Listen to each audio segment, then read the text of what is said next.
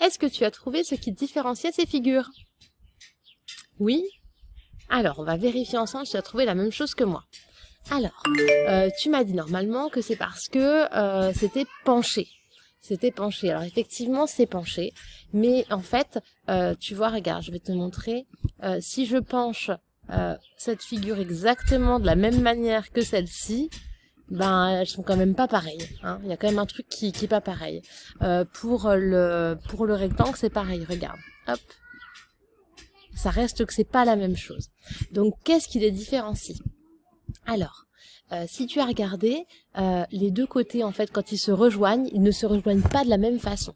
Voilà. En fait, ça, on appelle ça un sommet. Mais en fait, ça, le fait que deux côtés, en fait, se rejoignent, ça s'appelle un angle. D'accord? Et en fait, les angles ne sont pas les mêmes. Ici, tu as un angle qui est fait d'une certaine façon. D'accord? L'ouverture, en fait, entre les deux segments sont faits d'une certaine façon. Et ici, l'ouverture n'est pas faite de la même manière, d'accord? En fait, il y a un outil qui permet de vérifier cela. Cette année, je t'ai pas demandé d'en acheter parce que c'est l'école qui a acheté le matériel, mais cet outil, ça s'appelle une équerre. Et une équerre, en fait, ça permet de vérifier les angles, et notamment un type d'angle qu'on appelle, alors les CE2 doivent savoir, je vous laisse chercher. Oui, on appelle ça un angle droit. Un angle droit. Comme son nom l'indique, un angle droit, il est droit. Alors, je vais te montrer. J'ai dessiné une équerre ici. Tu vois, voilà. Une équerre, ça ressemble à ça en classe. Et c'est gradué. Gradué, c'est-à-dire que tu as touché des numéros ici. Tu en as peut-être une à la maison. Si tu n'en as pas une, tu pourras en fabriquer une facilement. J'essaierai de mettre un petit tuto pour fabriquer une équerre à la maison avec du papier. Donc, pour vérifier si ton angle il est droit, tu vas prendre ton équerre. Et tu vois, regarde, je vais aller positionner mon équerre. Alors ici, c'est pas facile, hein, parce que tu vois, je suis avec l'ordinateur. Je prends mon équerre et je viens en fait la poser contre mes deux côtés de ma figure. Tu vois qu'ici, toute l'équerre colle aux côtés. Oups, pardon, hop. Et ici également. Regarde, ici et ici. Ça veut dire que l'angle, il est le même que l'angle de l'équerre. Ça veut dire qu'il est droit. Et regarde, on va regarder tous les angles du carré. Regarde. Celui-ci, il est droit. On va regarder celui d'en face. Ah, regarde. Il touche d'un côté et de l'autre. Il est donc droit également. On va regarder celui qui est plus bas. Il est droit aussi. Et le dernier, eh bien, il est droit aussi. Alors, l'autre carré, je vais quand même te montrer, pour t'en apporter la preuve. Regarde, je viens positionner mon équerre. Alors, je suis peut-être pas très précise. Hop. Voilà. Je suis moins précise que si j'avais une vraie équerre. Hein. Donc voilà, tu vois qu'ici ça touche. Alors que regarde, si je vais me coller sur le côté de mon losange, regarde. Alors je vais transformer mon équerre, je vais la faire transparente. Comme quand on est à l'école. Hop, et je vais agrandir mon trait. Hop, voilà. Regarde. Je viens coller mon équerre.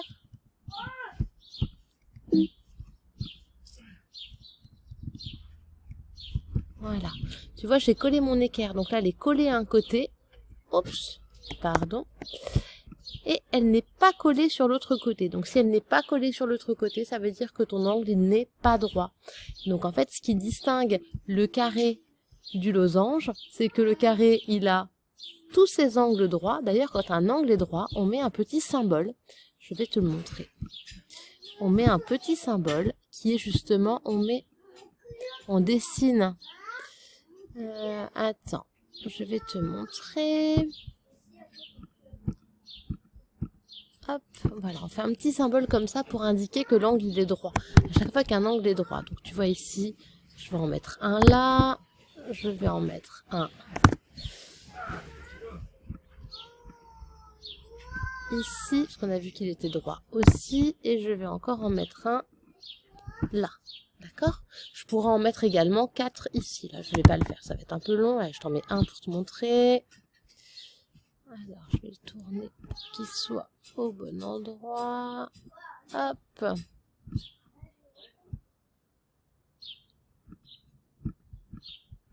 Ah bah tu vois, j'arrive plus à le récupérer. Mince. Ah, voilà. Bon écoute, je vais pas mettre celui-ci. Là, les 4 angles sont droits aussi. Là, je dois avoir le dessin, je vais le faire au dessin.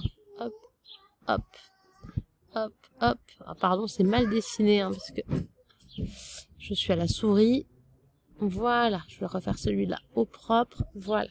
Donc nos 4 angles ici sont droits. Alors, on va aller regarder la même chose pour nos rectangles et pour notre parallélogramme. Alors, si je vais sur mon rectangle, hop, regarde, je vais sur mon rectangle. Comme je te l'ai dit, je positionne mon équerre sur un côté. Oh, j'arrive pas à rattraper mon équerre, voilà. Je la positionne, hop, sur un côté de mon rectangle. On voit qu'elle touche et elle touche le côté ici. Donc on voit bien qu'ici on a un angle droit. Elle m'embête cet équerre. Voilà. On va aller vérifier, tiens, le côté ici. Hop. Voilà.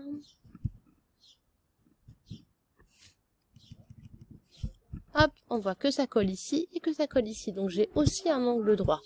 Je vais les noter. Hop, hop, voilà.